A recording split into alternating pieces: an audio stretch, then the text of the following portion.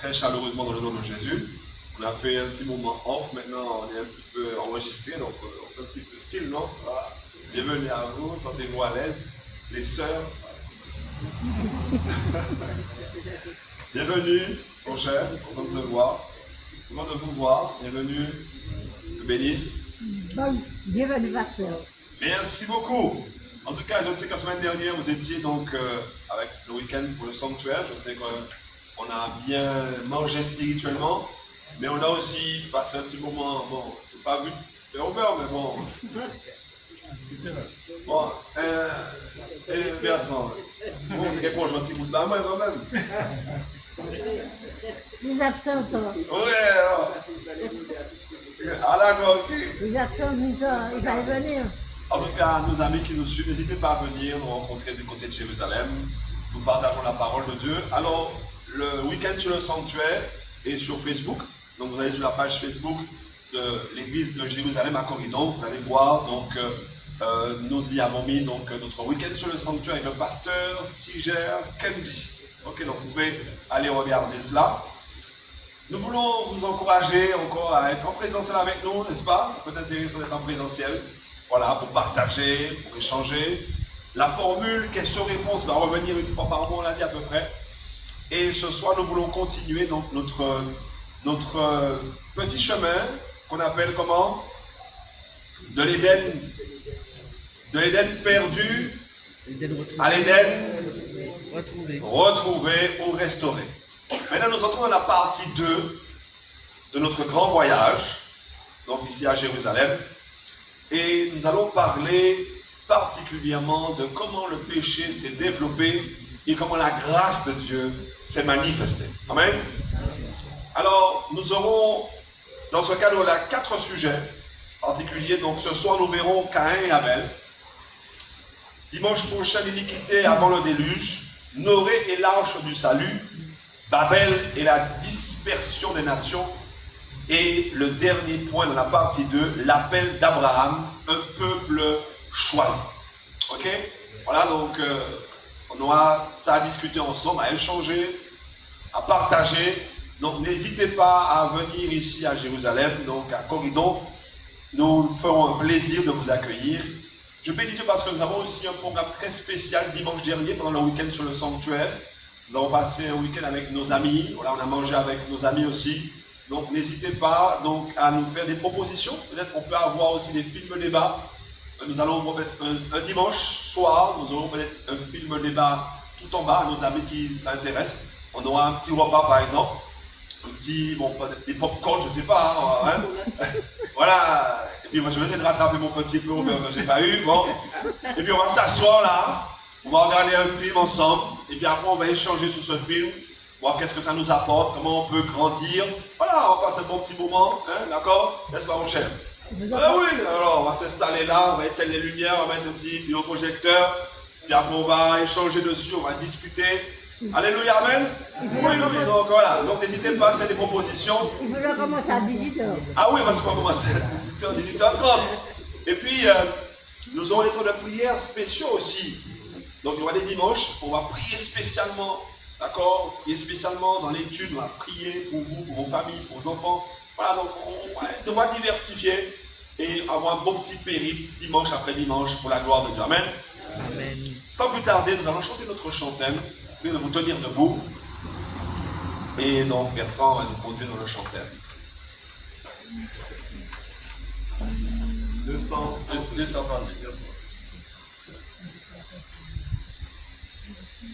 Bientôt le Seigneur va venir. Bientôt le Seigneur va venir.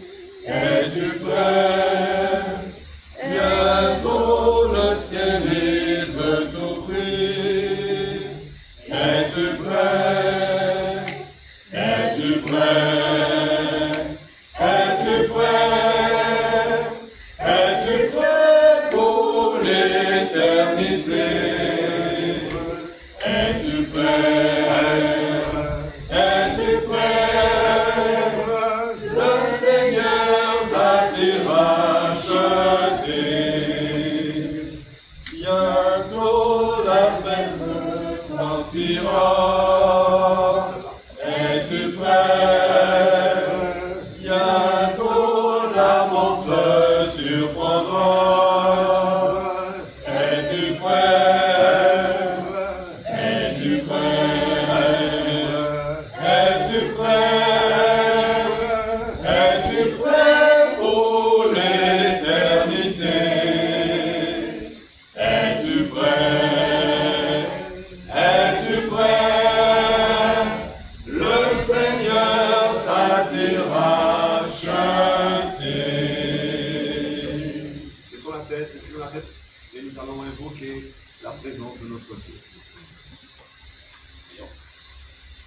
Éternel notre Dieu et notre Père, toi qui es dans les cieux, à toi honneur, à toi louange, à toi gloire, car tu es digne, Seigneur. Alléluia. Digne d'être exalté, Amen. digne d'être élevé, digne d'être glorifié, d'être magnifié, car tu nous as donné Jésus-Christ, ton Fils. Alléluia. Où il a consenti de mourir à notre place. Et il a dit, personne ne me prend la vie, mais je la donne. Amen. Afin que nous ayons non seulement la vie, mais la vie éternelle en Amen. Jésus-Christ. Nous voulons te dire merci. Merci d'avoir encore consenti à ce sacrifice. Merci pour ton pardon. Merci pour ta protection. Amen. Merci de ce que tes anges nous protègent. Amen. Merci pour ta fidélité, ta patience, Amen. ton amour. Et vraiment de ce que tu peux encore réaliser pour chacun de tes enfants. Oh Seigneur, tu nous as fait encore don de ta grâce Amen. en cette journée. Car beaucoup sont partis, mais Seigneur, si nous sommes encore là, c'est que tu as encore un plan pour chacun de tes enfants. Oui, aujourd'hui, encore ce soir, nous allons proclamer le beau nom de Jésus, ce nom qui sauve, qui libère et qui appelle tout homme à la repentance. Oh notre Dieu et notre Père, merci d'être parmi nous par ton esprit. Merci pour ce moment que nous pouvons passer ensemble à la lecture de ta parole. Fortifie ton serviteur de pasteur Rosamond. Donne-lui tout l'esprit qu'il a besoin, la force, la puissance, afin, Seigneur, que ceux qui nous entendent puissent croire que le Jésus que nous parlons, il est vivant, il intercède, et il veut simplement nous sauver. Simplement, fais-nous ressentir ta présence encore aujourd'hui. Bénis ton œuvre, et que ton règne vienne. Nous t'avons prié en Jésus et pour la gloire de ton Saint-Nom. Amen. Amen. Amen. Amen.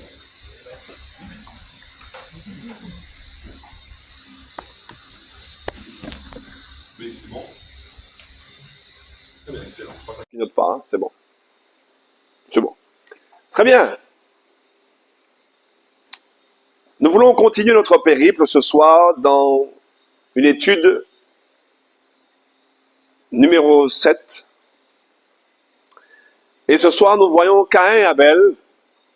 Et lorsqu'on examine l'histoire de Caïn et Abel, on pourrait penser que lorsque Dieu a décidé de dire sa grâce à Adam et Ève, alors qu'il parcourait le jardin et que vers le soir et qu'il appelle Adam et qu'il appelle Ève, le texte dit qu'ils ont eu peur parce que le péché crée une séparation entre nous et notre Dieu. Le péché crée une peur de son Créateur, pas une hostilité, mais une honte, puisque nous nous sentons pécheurs. Et lorsque Jésus lui-même, le texte dit Dieu s'approcha d'eux et leur fit rendre compte. Qui t'a appris que tu étais nu? Qui t'a dit ça? As-tu mangé de l'arbre? Vous voyez que Dieu fait la connexion entre la désobéissance de l'homme et sa nudité. Ce n'a pas été l'effet d'un hasard, car toute désobéissance a une conséquence que Dieu connaît. Est-ce que tu comprends ce que je suis en train de dire? Toutes les fois, il y a un dysfonctionnement. Le Créateur sait d'où vient ce dysfonctionnement. Et là, en l'occurrence, c'était une évidence. Et Dieu lui dit, mais écoute, qui t'a dit que tu es nu? As-tu mangé de l'arbre? Et quand l'histoire nous rapporte l'échange, on voit un Dieu qui va proclamer quelque chose de fort. Il va dire, écoute, je vais envoyer un sauveur, un rédempteur.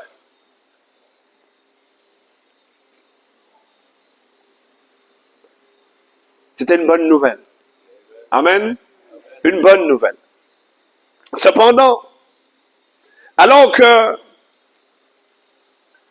Dieu donnait la nouvelle, alors qu'ils écoutaient la nouvelle, Dieu donnait aussi les conséquences de leur acte.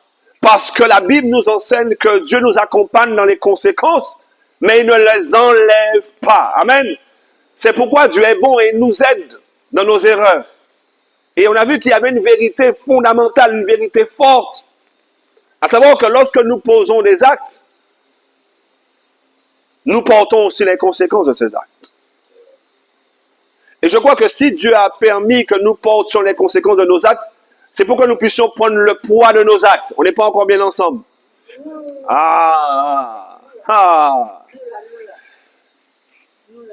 Ce n'est pas une punition.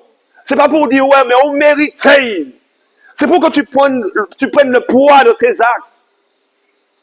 C'est pour que tu pèses le mal que tu fais. Et que tu n'aies pas envie de recommencer. On n'est pas encore bien ensemble. C'est pourquoi je crois que Dieu a gardé cette pédagogie.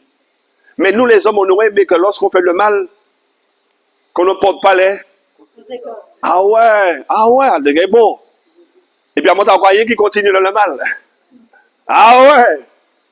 Là aussi, je vois la grâce de Dieu. Amen. Je vois la grâce de Dieu. C'est dur à dire, c'est vrai, lorsqu'on se dit, mais on a fait un mal, on doit porter les conséquences. Mais ça nous aide. Mais bien sûr, ceci étant dit, Dieu donne la bonne nouvelle alors qu'il a couvert Adam et Ève de figuier, symbole de la grâce de Jésus-Christ, l'agneau qui serait donné, n'est-ce pas, pour vous et pour moi. Et il prendra il fera pour eux un habit en peau. Donc, ils vont prendre, eux, des figues, des feuilles de figuier pour se couvrir. Et Dieu montrera que les feuilles de figuier ne couvrent pas les fautes. Les feuilles de figuier ne couvrent pas la nudité. Et il y a une grande leçon spirituelle là. Des fois, lorsque nous péchons, et c'est ce qu'on va voir avec Caïn et Abel, on verra deux hommes, deux adorateurs, deux autels, deux religions. On verra que celui qui veut se justifier avec ses propres actes de justice, sa propre grâce, n'obtiendra jamais miséricorde. Mais celui qui obtient miséricorde, c'est celui qui s'humilie et qui accepte la justice de Jésus-Christ, qui accepte l'habit de Jésus, qui accepte le sacrifice, l'amour de Jésus. Et non pas qu'il s'habille, mais que Dieu l'habille.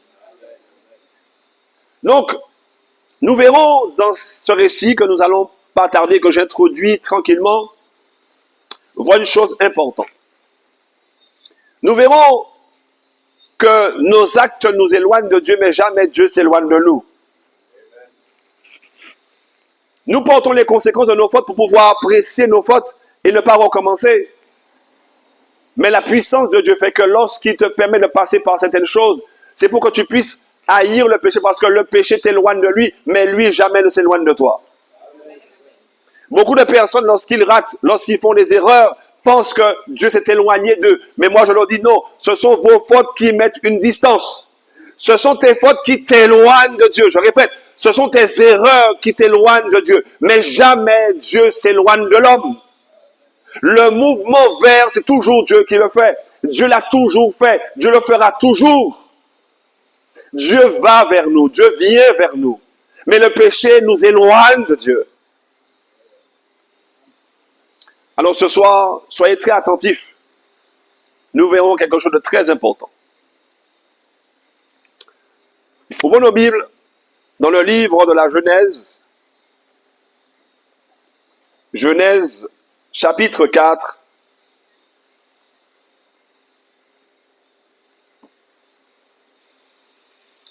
Et nous irons au verset 1er. Et nous verrons que, alors que Dieu ouvre et promet le salut, on voit que Dieu laisse l'homme libre. On pourrait dire que désormais, tu as touché au chocolat et à la confiture. Désormais, je vais faire mes confitures, je vais faire mes placards là. Comprends ce que je suis en train de dire déjà. Alors que Dieu est en train de réparer les choses et Dieu est en train d'annoncer qu'il y a une bonne nouvelle. Tu as cassé le pot de confiture, il en reste 3, mais je vais remettre un pot de confiture. Mais moi, je ne vais pas fermer la porte. Elle va rester ouverte. Et tu auras encore le choix. Et voici que Dieu propose une nouvelle vie, une nouvelle chance, une nouvelle possibilité de vivre dans l'éternité. On voit que Dieu va être confronté alors qu'il ouvre le ciel. Il verra des hommes qui préfèrent la terre. Aïe, aïe, aïe, aïe, aïe. Alors que Dieu tend la main vers l'homme, les hommes vont tendre le poing vers Dieu. Alors que Dieu a proclamé le salut, je connais beaucoup de parents qui ont dit, ah bon, grâce, mais ou pas content encore. Je ferme le ciel. Non, Dieu va encore plus ouvrir plus grand le ciel. Amen. Dieu va ouvrir encore plus grand le ciel. Est-ce qu'on est ensemble? Oui. Alors lisons ensemble Genèse chapitre 4. Dieu va prouver qu'il est le même hier, aujourd'hui et éternellement. Dieu n'a pas changé. Et depuis le jardin d'Éden, Dieu va révéler son caractère.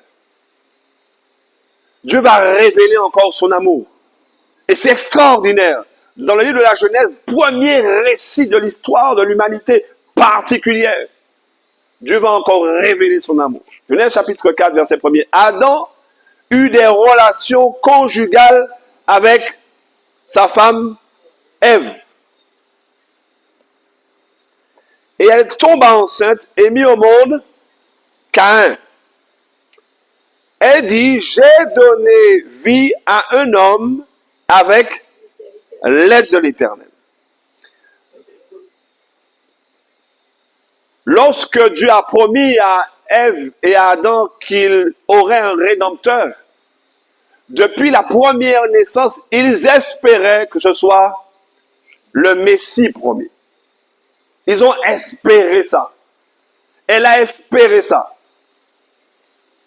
Mais non, Caïn n'était pas le Messie promis. Le Messie promis par Dieu est venu bien 4000 ans plus tard.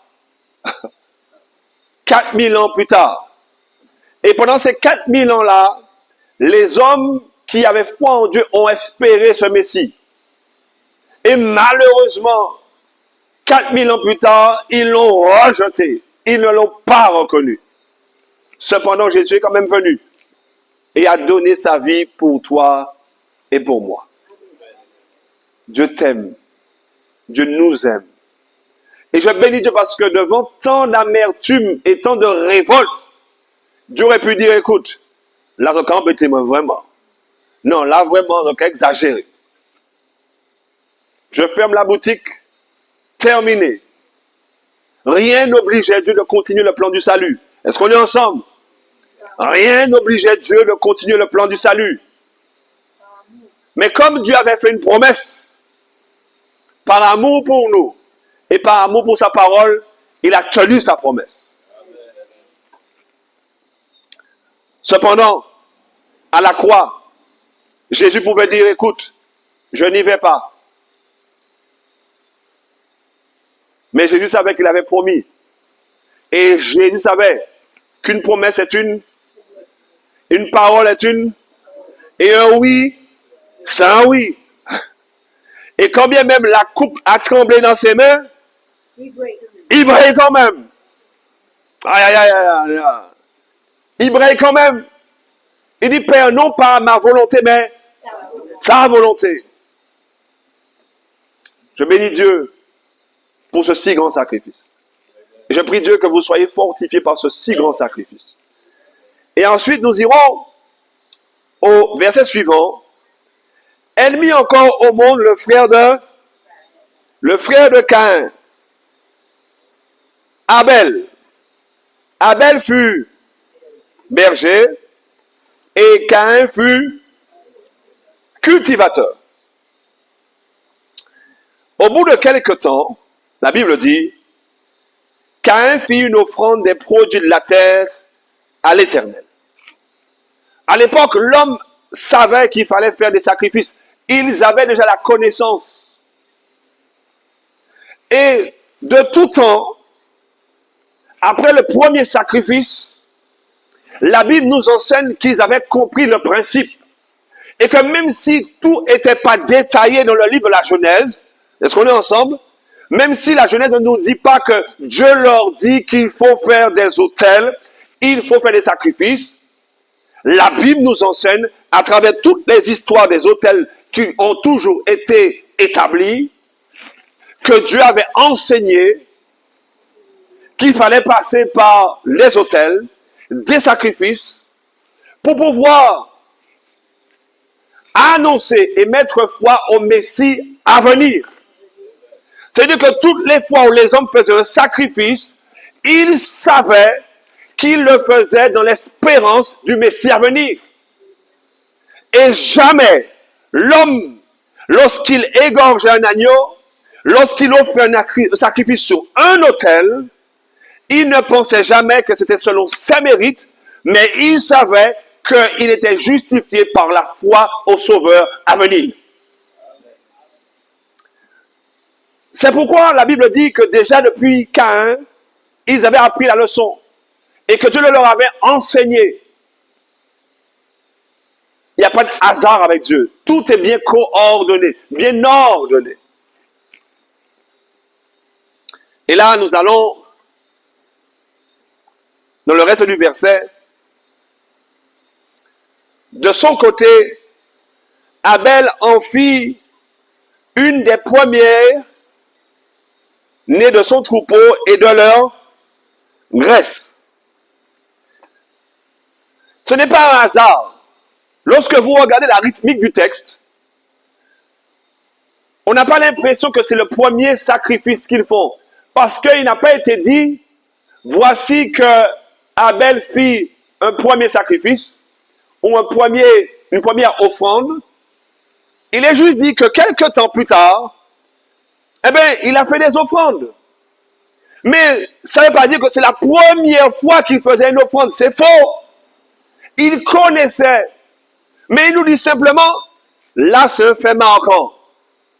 Mais là, prend un virage. Aïe, aïe, aïe, aïe. Écoute ce que je suis en train de dire. Il faut lire le texte. Le texte ne dit pas, parce que des fois, on lit le texte en disant, ah, la première fois, Caïn est allé, il a pris quoi? Les offrandes des produits de la terre. Le texte est en train de dire que là, Caïn commence à se rebeller.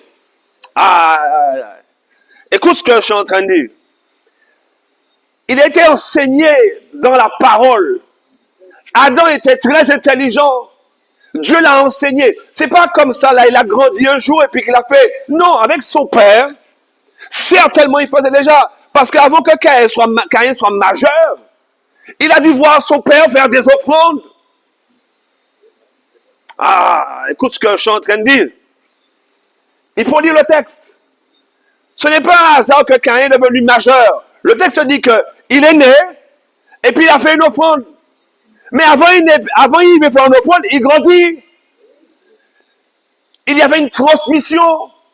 On est dans un milieu patriarcal où Adam est censé être la lumière, le guide de sa famille. Et on sait que Dieu l'a enseigné. Et donc Caïn, toutes ces années où il a grandi auprès de son père, il a vu des choses. Mais le texte veut nous interpeller et dire, écoute, là, Caïn se rebelle. Tu vois comment je t'emmène à lire le texte? Comprends le texte. Il mange avec son père, Caïn. Et pas comme moi, parce que Adam t'es 10 fois plus intelligent que moi. Ah ouais. L'homme a perdu de l'intelligence que Dieu lui avait donnée parce qu'il est entré dans une dégénérescence. L'homme faisait 5 mètres. On va me faire des mètres à diamant. Et il y aura des mêmes en grand.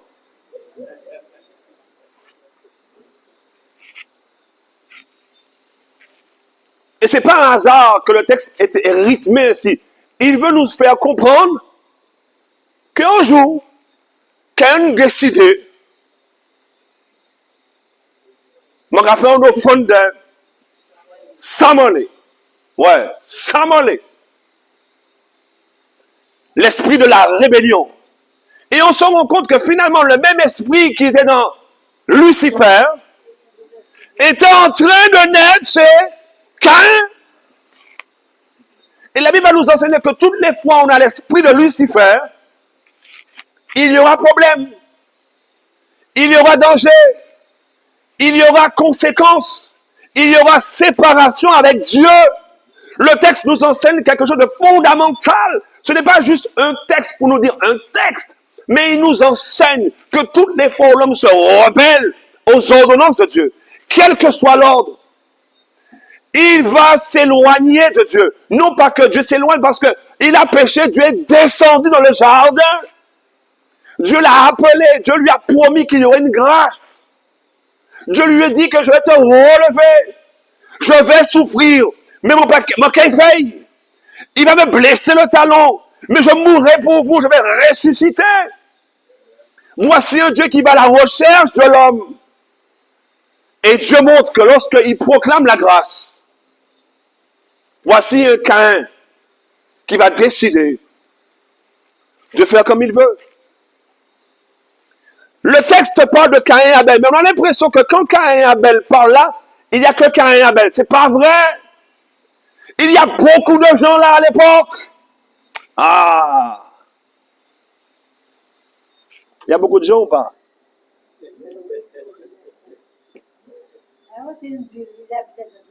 Ah, pas encore, on a une ville. On va voir ça.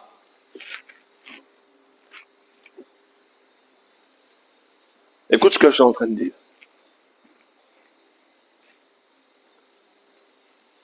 Caïn va se rebeller. Et il est dit, plus tard, l'Éternel porta un regard favorable sur Abel, et ensuite,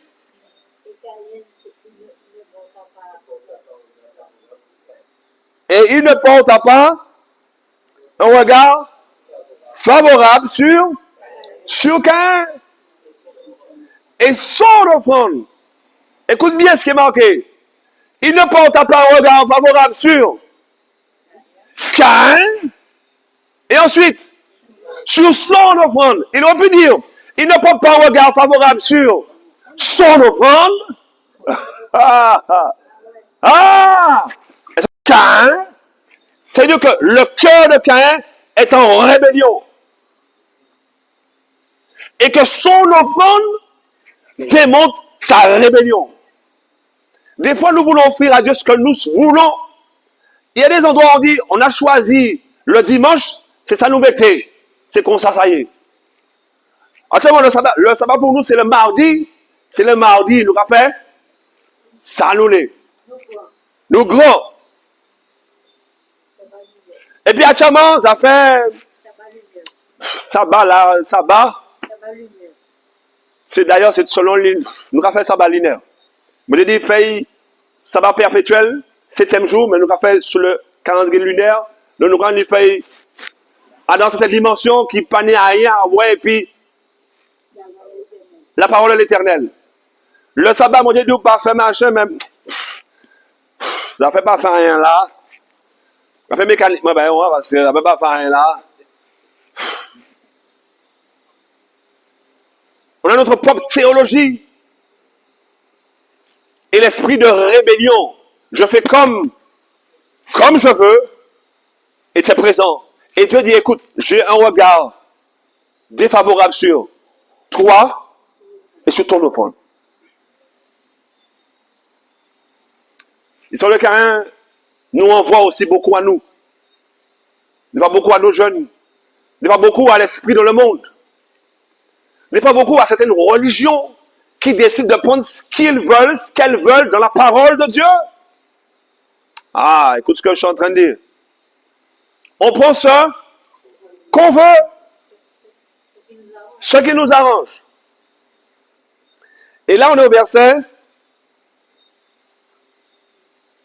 verset 6. Il dit,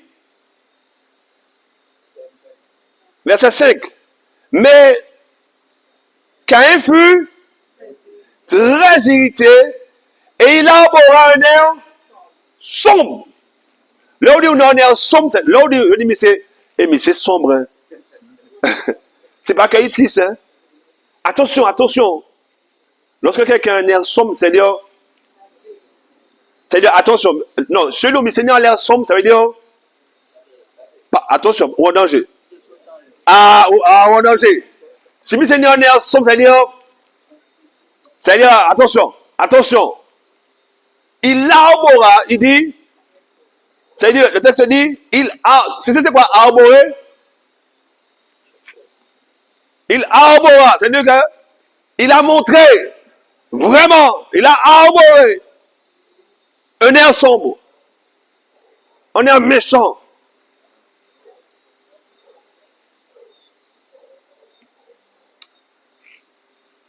Et le texte dit, l'Éternel dit à Caïn, pourquoi es-tu irrité? Et pourquoi arbores-tu un air? Est-ce que tu vois que Dieu parlait déjà aussi à Caïn, malgré le péché? Est-ce que Caïn était un prophète? Est-ce que Dieu parlait à Caïn? Dieu parlait à Caïn? Dieu parlait à Caïn? Et pourquoi tu es enragé là, raide? Pourquoi sombre? Pourquoi mauvais même? Et il dit, pourquoi es-tu irrité et arbores-tu un air sombre? Et il dit, mais certainement, si tu agis bien, tu te relèveras. Si tu agis bien. C'est-à-dire que ce que tu es en train de faire là, tu sais bien que c'est de la rébellion que tu es en train de faire là. Tu sais bien, parce que si tu agis bien, tu vas te relever. Et la Bible dit, si en revanche, tu agis mal, le péché est couché à la porte et ses désirs se portent vers toi. Mais c'est à toi de dominer sur lui. Lorsque l'esprit de rébellion s'installe, le péché s'installe à nos portes. Et il y a un danger. C'est qu'il nous glisse et qu'il vienne à nous dominer. Et quand le péché te domine, il y a danger. Il y a danger. Le texte dit, et on est au verset 8, cependant, Caïn dit à son frère Abel, allons dans les champs. Est-ce que tu comprends ce que je dis là? Qu'est-ce qu'il lui a dit? Allons dans les champs.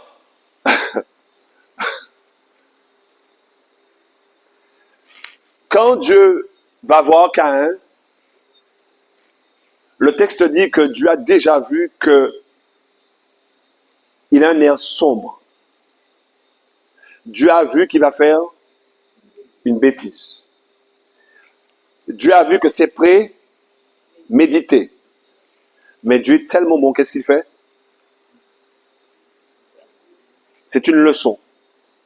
Toutes les personnes qui disent, qui font le mal, et que jamais Dieu les interpelle, c'est pas vrai. Quel que soit ce que tu as dans ton cœur, l'esprit toujours t'interpelle. Qui est mauvais, qui est l'air sombre, Dieu t'interpelle toujours. Ça peut être un monde qui a dit, mais quand on va aller là, mon pas témoigner méchant, ça arrive. Mon Dieu a toujours interpellé. Amen. C'est une leçon pour nous dire que Dieu aime trop ses enfants, quel que soit le mal que quelqu'un fait, Dieu l'interpelle d'une manière ou d'une autre. Il n'est pas obligé de dire ça. Mais l'esprit voit les cœurs et il sait qui bêtise ou qu'elle fait. C'est une leçon. C'est pas juste pour nous raconter, Dieu a dit à Caïn, bon, le péché de... Non, ce n'est pas juste un récit, c'est un enseignement que Dieu nous donne là. Dieu nous enseigne que quand il voit le cœur de l'homme, il le prévient toujours. Là, il a parlé à Caïn parce qu'à l'époque, il pouvait encore parler aux hommes. Mais là, Dieu parle à nos cœurs de plusieurs manières. Et regardez, il y a plein de récits. Mon cadeau, moi, t'es parti pour faire un bagaille. On m'a raconté, moi, t'es parti pour faire un bagaille. On m'a dit, qu'est-ce qu'on fait là? Dieu t'interpelle toujours d'une manière ou d'une autre. Après, si vous voulez partir comme des affaires, Mais c'est pour nous enseigner que Dieu nous aime. Et même si des fois on est dur, Dieu toujours interpelle. Retenez toujours ça. Les gens qui vous disent, ouais, moi jamais, c'est pas vrai. Dieu nous enseigne qu'il interpelle toujours les fils des hommes.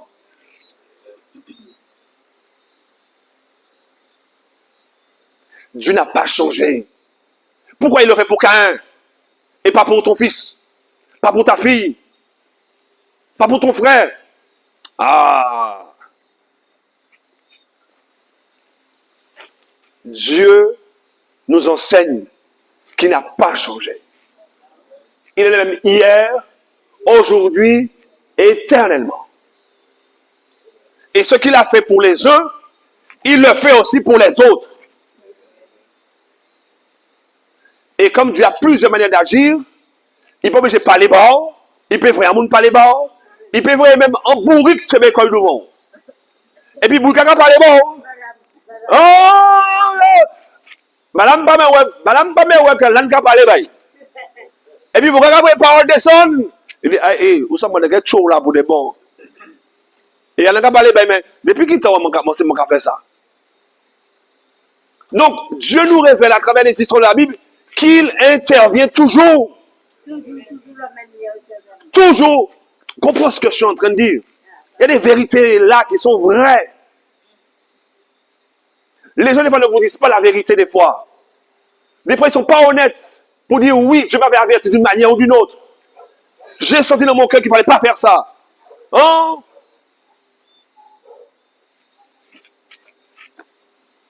J'avais prémédité ça, mais Dieu m'a parlé d'une manière. Ils ne vous disent pas ça. Mais moi, la Bible me dit, Dieu est le même et qu'il n'a pas de préférence. Et d'une manière ou d'une autre, même si c'est un bourri qui est bon, il ne peut pas les bords. En manière ou en autre. En manière ou en autre. C'est une vérité profonde. Dieu est amour, il n'a pas changé. Dieu est extraordinaire. Ça, c'est l'amour de Dieu. Révélé déjà là. Qui nous enseigne comment Dieu agit. Première histoire nous révèle comment Dieu agit et va agir pendant toute l'humanité. Elle nous révèle comment Dieu agit. Dieu n'a pas changé, il n'a pas changé. On peut dire, mais bon, Dieu a fait ça pour Caïn parce que bon, c'était au début quoi. Attends, moi, je n'ai pas dit ni temps. Tout le monde sur la terre qui a fait le mal. C'est pas vrai. Dieu aime tous ses enfants. Et il veille sur tous ses enfants. Donc soyez assurés des fois, quand les gens font des bêtises, Dieu leur a parlé d'une manière ou d'une autre. Et là, vous avez dit, bon, hé, Abel, on doit aller dans le champ là. Et Dieu peut dire, hé, Abel, fais attention à Caïn. Est-ce que vous dites Abel en bail? La Bible nous enseigne aussi que ce n'est pas toutes les fois où Dieu va intervenir pour nous. Et qu'il va laisser le mal des fois aller loin pour révéler la nature du mal. Il va laisser le mal aller loin pour qu'on voit où va la rébellion et où nous emmène la rébellion. Est-ce que tu comprends ce que je suis en train de dire? Des fois, Dieu te laisse dans tes actes pour que tu vois là où vont tes actes t'emmènent. Pour que tu comprennes que le péché, c'est pas bon. Ça t'éloigne de Dieu. C'est pas que Dieu s'éloigne de toi, mais tu t'éloignes de Dieu. Et t'éloigner de Dieu, c'est t'emmener à la mort quelque part. Quelle que soit la mort. Alors, Abel, Dieu connaît, mais Dieu n'a rien dit à Abel. Est-ce qu'on est ensemble?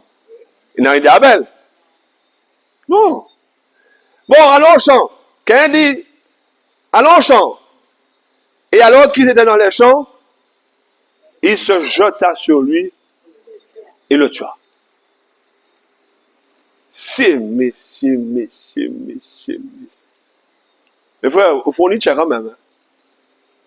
Il faut encore grandir et puis. Il a grandi avec Abel. C'est ton petit frère. Tu as grandi avec lui. Ce n'est pas tes nombreux. Comprends? Ouais, ce n'est pas tes gens sur la terre. Ce n'est pas tes gens sur la terre. On était là ensemble qu'à jouer, ben comme ça, et Et puis cabrit, ben, t'es belle, belle savane, parce que le péché n'avait pas encore endommagé la terre comme elle est endommagée aujourd'hui. Ben, t'es belle, ben, t'es super. Vous allez tuer mes frères là, et puis tuer frères là.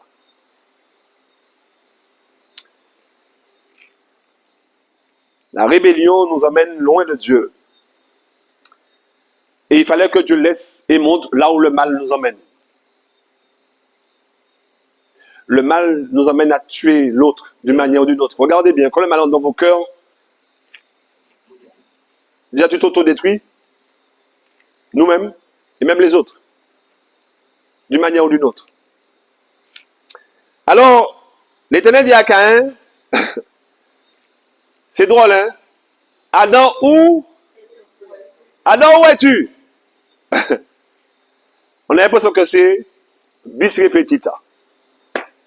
Actuellement, c'est tout le monde. Tout Caïn, actuellement. Caïn, où est ton frère? Et-il? Il y a des gars qui répondent. Suis-je gardien? Vous avez fondé quand même, monsieur. Il dit, je ne sais pas. Il passe ça. Mentez actuellement. Est-ce que vous voyez que Dieu montre la progression du mal?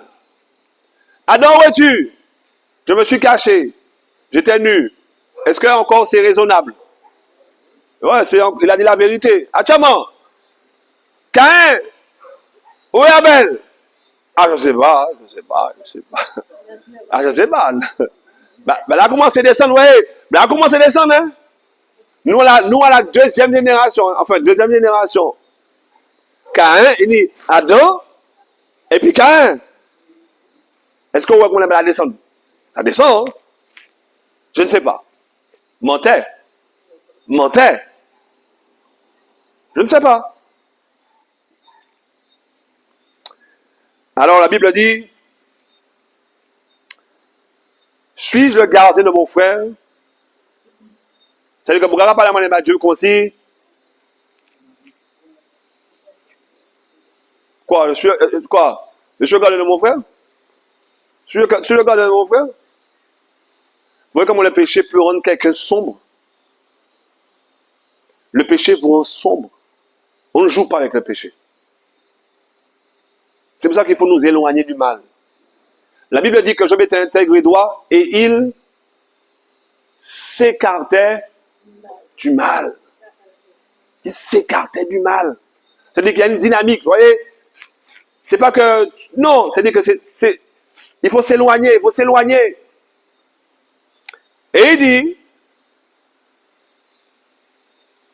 qu'as-tu fait? Le sang de ton frère crie de la terre jusqu'à moi. Désormais, tu es maudit, chassé loin du sol qui s'est entrouvert pour boire le sang de ton frère versé par ta main. Quand tu cultiveras le sol, il ne donnera plus toutes ses ressources. Tu seras errant et vagabond sur la terre. On a l'impression que là, on est encore plus bas. Vous voyez la similitude. Je ne vais pas dans tous les détails ce soir, parce qu'on va à la conclusion. Mais vous voyez les deux récits. C'est intéressant, hein, le récit de Adam et Ève quand ils ont péché. Et on a l'impression que c'est assez similaire. C'est intéressant. Et on voit que Dieu va agir de la même manière. Est-ce que vous avez vu que Dieu agit de la même manière? Est-ce que vous avez vu? Dieu descend, Dieu prévient. Et le texte est en train de nous dire que si Dieu a prévenu qui? Caïn, c'est qu'il avait prévenu aussi Adam. Waouh! Parce que, vous voyez, il y a des correspondants dans le texte qui complètent l'autre. La Bible ne dit pas que Dieu a prévenu Adam, mais la Bible dit que si Dieu a prévenu Caïn, c'est que Dieu a prévenu, parce que si Dieu a dit à Caïn, domine, je te préviens, attention, il a dû le faire pour Adam. Pareil, quand Dieu dit, où es-tu? Qui va vers l'autre? C'est Dieu qui va. parce que il y a un péché, Dieu va. Est-ce que c'est Caïn qui est venu? Non. Donc ça veut dire que si Dieu est venu pour Caïn, Dieu est venu pour Ève, pour Adam. C'est-à-dire que les histoires se complètent et montrent bien que Dieu n'a pas changé. Et que la manière qu'il a agi pour Caïn, il a agi pour Adam. Ça veut dire que quand une histoire se répète 2 fois, c'est pour dire que c'est sûr, voici comment Dieu fonctionne. Merci Bertrand. Quand Dieu dit à Daniel, à Joseph, plus particulièrement Joseph, il dit au roi, quand la chose s'est présentée 2 fois, c'est que la chose est vraie et a. Donc Dieu dit par ces 2 histoires qu'il agira toujours de la même. Je te préviens, quand tu tombes, je viens parce que tu ne peux pas venir. Donc je viens vers toi et en plus, je te fais grâce. Mais tu vas payer les. Et les conséquences sont une grâce pour toi. Vous voyez? Ça prouve que Dieu ne change pas. C'est important ce qu'on vient de voir. Très important.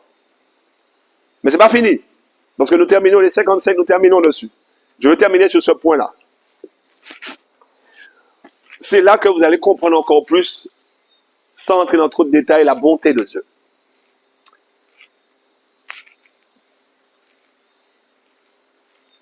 Caïn dit à l'Éternel, ma peine est...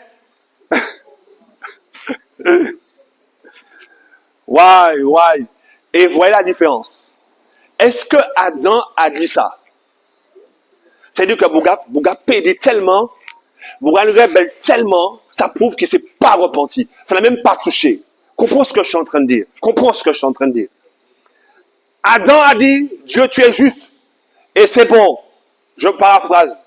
Ce que tu as dit là, c'est une bénédiction. Est-ce que Adam a dit quelque chose?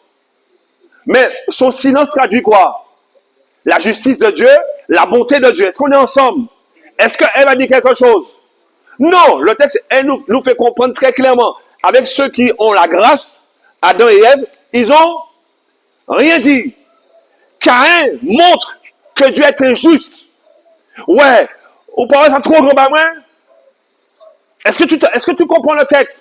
Il est en train de montrer qu'il ne s'est pas repenti. Dieu va vers lui et il reste aussi dur.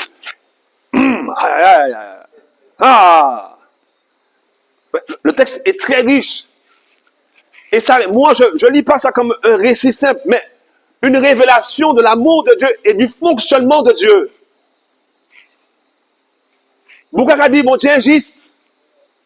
Mais mon Dieu, par rapport à ce qu'on fait là, mais non, tu es injuste. Ça prouve que le gars, il est rebelle.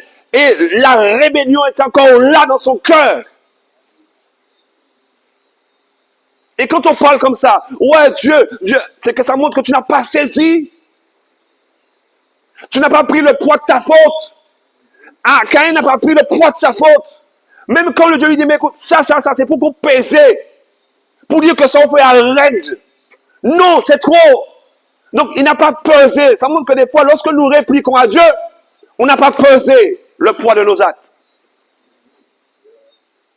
Amen. Ah, je ne sais pas, je vous sens loin de moi là.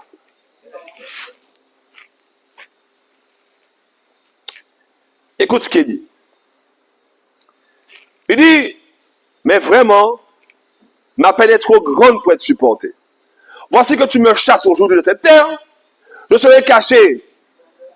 Why. Non, mais vous êtes hypocrite. Non, mais vous êtes une hypocrisie. Mes frères, des fois, on est comme ça des fois, mes frères, on est comme ça. Ouais, je serai loin de toi. Mais bon. Non, mais non, mes frères. Le mal raide. Non. Mais des fois, chez nous, des fois, manque de sincérité, non-repentance. Quand on est repentant, on ne pense pas comme ça. Il se justifie. C'est pour ça que c'est important ces histoires-là. Parce que même acte, même conséquence. Lorsque nous posons certains actes, mes frères, c'est les mêmes conséquences. Si nos cœurs, on se justifie, on a les mêmes conséquences que Caïn. ce n'est pas juste un récit, c'est un enseignement. Alors, oh, je serai loin de toi, je serai errant. Mon c'est ça qui gambette les puissants. Vagabond sur la terre, et toute personne qui me trouvera pourra me tuer. Allah, il dit la vérité. Ouais, Lucifer, ça. L'esprit de Lucifer. 90% de vérité, 10% d'erreur. Ouais, oui, ça vous il y a quelque chose pour des bons. Ah ouais, il y a quelque chose. Ah ouais, il dit si je joins lui, il parle de qui? Ah, il parle de qui là? Il y avait déjà du monde sur la terre, hein? Ah, on a l'impression que quand on lit le récit, qu'il n'y avait personne sur la terre. On a l'impression qu'il y avait Caïn et qu'il y avait Abel, et puis ils ont fait un sacrifice. Il y avait du monde sur la terre. Et quand il dit quelque chose, c'est parce qu'il parle des gens. Caïn Zamaïe. Aïe, aïe, aïe, aïe, aïe, aïe. C'est pour ça que lorsqu'on lit le récit, il faut comprendre ces choses. Et il dit, vous voyez bien ce qu'il dit, au verset 16, Caïn s'éloigna de l'Éternel, soi-disant, hein, je serai loin de toi. Et ben, il dit, ouais, ma peine est lourde, je serai loin de toi. C'est imagé là, verset 16. Caïn s'éloigna de l'Éternel. Qui est éloigné? Lui-même qui est éloigné. Et puis il a dit, ouais, je serai loin de l'Éternel. C'est vous qui est éloigné corps. Regardez, la preuve, c'est vous qui est éloigné corps. Dieu ne s'éloigne pas de l'homme. L'homme qui pêche, Dieu est à ses côtés. Dieu veut le sauver. C'est l'homme qui s'éloigne. Le péché, la rébellion emmène l'homme à s'éloigner de Dieu. Lucifer s'est éloigné de Dieu parce que le péché, la rébellion nous éloigne de Dieu. La duplicité, les fautes qu'on persévère nous éloignent de Dieu. Caïn s'éloigna de Dieu. Ce n'est pas une question géographique. C'est une question de spiritualité, de distance spirituelle. Oh, je serai loin de toi. C'est loin de toi qui ça?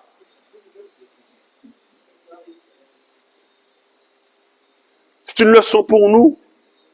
Et il dit, regardez au verset 17, Caïn eut des relations conjugales avec Zamaïe. Zamaïe, ouais, mais quand on lit le texte, on a l'impression qu'il n'y a pas beaucoup de gens sur la terre, ils sont tous seuls. Non! Il y a des gens sur la terre. Il a eu sa femme, il était avec sa femme.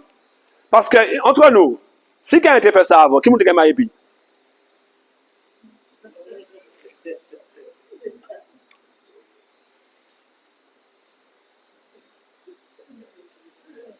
Il les a mariés.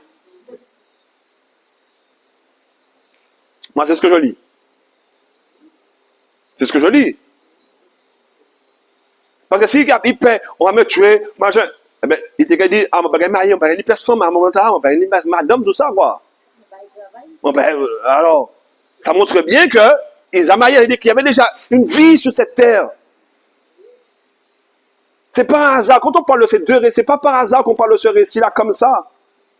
Il y avait déjà vie sur la terre. C'est comme à l'époque de Noé, on a l'impression que, oui, Noé se passe 2100 ans plus tard. Ce qui se passe à l'époque de Noé, le déluge, c'est 2100 ans après la création. 2100 ans.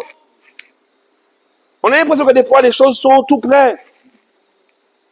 Donc, quand on lit cette histoire sous cet angle-là, on comprend mieux pas mal de choses. Et l'heure est arrivée. Mais, regardez ce qu'il y a. Au verset 14. Au verset 15. Regardez bien ce que Dieu va faire. C'est aussi une leçon que Dieu va enseigner aux hommes. Dieu va accorder à Caïn une grâce. Vous savez pourquoi? Parce que Dieu veut enseigner quelque chose de très fort. Il dit, l'Éternel lui dit, si quelqu'un tue Caïn, Caïn sera vengé. Dieu interdit la vengeance. Dieu a donné un signe fort pour dire qu'il n'autorise à aucun homme de venger aucun homme. C'est lui qui décide. Dieu peut dire, toi, va me venger. C'est Dieu qui dit. Mais ce n'est pas aux hommes de se venger. Il y a un seul juge, c'est Dieu. Et Dieu met un signe sur Caïn. Et c'est pourquoi il a mis un signe sur Caïn? Afin que ceux qui le trouveraient ne le... Vous pensez que c'était un signe comme ça? En gros croix, ben non. Non! C'est pas dans un gros croix. Ça veut dire que Dieu dit qu'il le protégerait pour lui donner le temps de se repentir. C'est-à-dire que Dieu agit toujours de la même manière. Quand les gens tombent dans la rébellion, Dieu les avertit. Dieu va vers eux. Dieu peut utiliser un ministre. S'ils n'entendent toujours pas, ils se justifient. Ah ouais, moi, ouais, Dieu est vraiment comme ça. Puis d'ailleurs, pourquoi Dieu m'a créé? On respecte. Mais moi, je comprends une chose, c'est que Dieu n'a pas changé. Donc, je ne suis pas troublé. Donc, je continue à partager la parole. Et Dieu permet souvent, en enseignant aux hommes, d'ailleurs, tout le temps, qui n'ont pas le droit de se juger, de venger les gens. C'est-à-dire que nous qui croyons en Dieu, on n'a pas le droit de se venger. Et en plus, Dieu nous enseigne que bien souvent, il donne souvent, pour ne pas dire tout le temps, un temps pour que l'homme se repente. Ça veut dire que tous ceux qui sont perdus, mes frères, ils avaient, avant Dieu les avertit, Dieu ensuite les a et allé vers eux pour qu'ils reconnaissent leur péché, leur faute, leur éloignement, leur rébellion. Ensuite, même quand ils ne reconnaissent pas, quand ils reconnaissent, tant mieux, mais quand ils ne reconnaissent pas, même là, Dieu donne le temps qu'il faut pour se repentir. La leçon est claire ce soir. Je ne vais pas développer plus puisque mon temps est arrivé, mais je vous laisse méditer sur ça. Je vous laisse méditer sur l'approche du texte, qui je crois est très riche. Vous pouvez regarder à nouveau pour ceux qui sont en présentiel, revoir la dynamique du texte, mais elle enseigne l'amour de Dieu et la pédagogie de Dieu envers le pécheur et les rebelles. C'est pourquoi lorsque Dieu va revenir, toute langue confessera que Jésus a la gloire de Dieu le Père. Pas parce que Dieu est grand, ouais, Dieu, non. Parce qu'ils vont voir, ils vont dire que Dieu est juste et miséricordieux. Moi, j'ai pas besoin d'attendre ça. Quand je lis là, je vois ça. Je vois ça. Je me dis, mais Dieu, mais tu es bon. Ou pas les bacans, il pas attendre. Ou ouais, il continue. Et malgré ça, on mettait un signe pour ne pas te tuer. Pour tenir ton repentikoy, et il part repentikoy. Mais tu es bon. Tu es bon. Le texte montre plus loin la généalogie de Caïn et il montre que il s'éloigne de Dieu complètement. Et donc il faut accepter qu'il y a des gens, c'est dur. La Bible nous enseigne que oui, il y aura des gens qui ne voudront pas de la grâce de Dieu, qui ne voudront pas du Rédempteur. Mais ça ne va pas nous décourager à continuer à prêcher, à continuer nous à marcher et à continuer à faire la volonté de Dieu et à nous rapprocher de Dieu pour la gloire de notre Dieu. Amen. Amen. On va nous mettre debout et je crois que le micro même est fatigué, je crois. Ah, le micro a pris tellement de plomb là ce soir. Ah, maman. Test. Ok. Là, oui, là, on fait la dernière. Ok.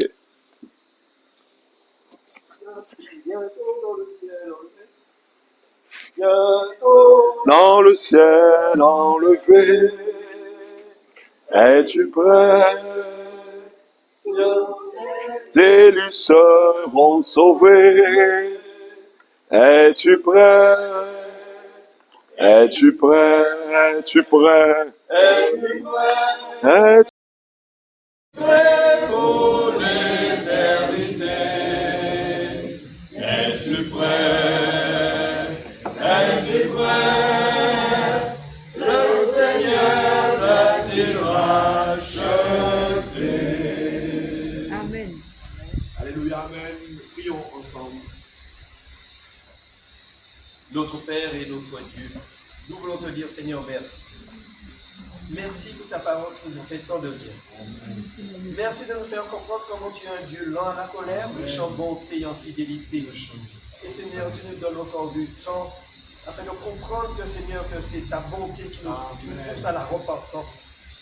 Merci encore de nous travailler dans nos cœurs par ton esprit.